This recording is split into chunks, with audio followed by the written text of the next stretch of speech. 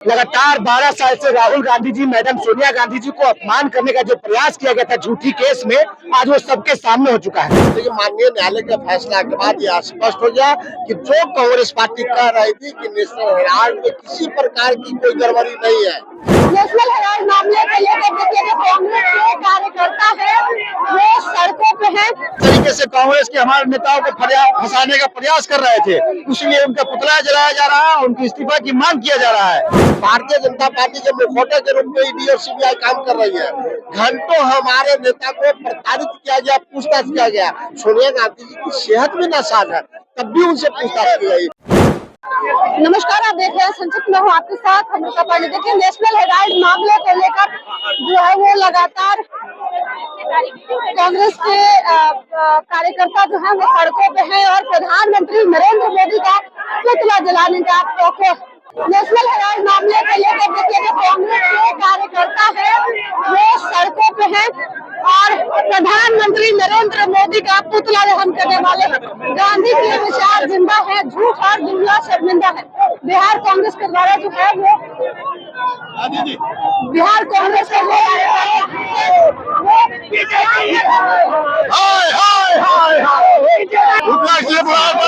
जो आज राहुल गांधी जो असत्य पे सत्य की जीत हुई हो, नरेंद्र मोदी के 12 साल तक राहुल गांधी सोनिया गांधी को जिस तरह से परेशान किए हैं, वो आज उनके मुंह पे एक करारा तमाचा है। पूरे बीजेपी और पूरे अन्य भक्तों के लिए यहाँ ये साबित हो गया है कि राहुल गांधी और सोनिया गांधी को सिर्फ परेशान किया जा रहा था और कुछ नहीं। नरेंद्र मोदी बंद करो, नरेंद्र मोदी कांग्रेस पार्टी को भारतीय जनता पार्टी ने FIR के नाम पर, ईडी के नाम पर और सीबीआई के नाम पर डराना चाहती है। इस FIR के नाम पर वोट चोरी करने का काम किया, कई लोग का लोकतंत्र की हत्या हुई। इसी की लड़ाई कांग्रेस पार्टी लड़ रही है और हम आज भारतीय जनता पार्टी के खिलाफ में, उसका जो FIR के खिलाफ में पुतला दहन कार्यक्रम में शामिल होकर पुतला दहन कार्यक्रम किया जाएगा। प्रशासन के द्वारा जी, शासन के द्वारा प्रशासन अपना काम कर रही है।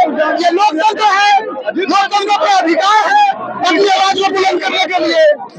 ये लोकतंत्र की हत्या हुई FIR के नाम पर, गरिमा देशी के नाम पर वोट काटा गया, मन से वंचित हुआ, वोट ये चुराने का काम किया भारतीय जनता पार्टी ने। प्रधानमंत्री का पुतला जला रहे हैं। प्रधानमंत्री अपने ईडी और सीबीआई का दुरुपयोग कर करके जिस तरीके से कांग्रेस के हमारे नेताओं को फंसाने का प्रयास कर रहे थे, इसलिए उनका पुतला जलाया जा रहा है, उनकी इस्तीफा की मांग किया जा रहा है। और जिस तरीके से कोर्ट में जो है दूध का दूध और पानी का पानी किया, जिस तरह से उनके साजिश का पर्दाफाश हुआ है, उन लोगों को शर्म से डूब मरना चाहिए। जिस तरह से देश की संस्थाओं का वो निजीकरण कर रहे हैं, अपने भाजपा और RSS की शाखा बना रहे हैं ईडी और सीबीआई को, इसलिए हम लोग उनका विरोध कर रहे हैं। राहुल गांधी जी और सोनिया गांधी जी को न केवल प्रताड़ित किया गया, पूरे देश में कांग्रेस पार्टी और राहुल गांधी सोनिया गांधी जी की छवि को धूमिल करने का प्रयास किया गया। लेकिन माननीय न्यायालय के फैसला के बाद यह स्पष्ट हो गया कि जो कांग्रेस पार्टी कह रही थी कि नेशनल हेराल्ड में किसी प्रकार की कोई गड़बड़ी नहीं है। भारतीय जनता पार्टी के मुखौटे के रूप में ईडी और सीबीआई काम कर रही है।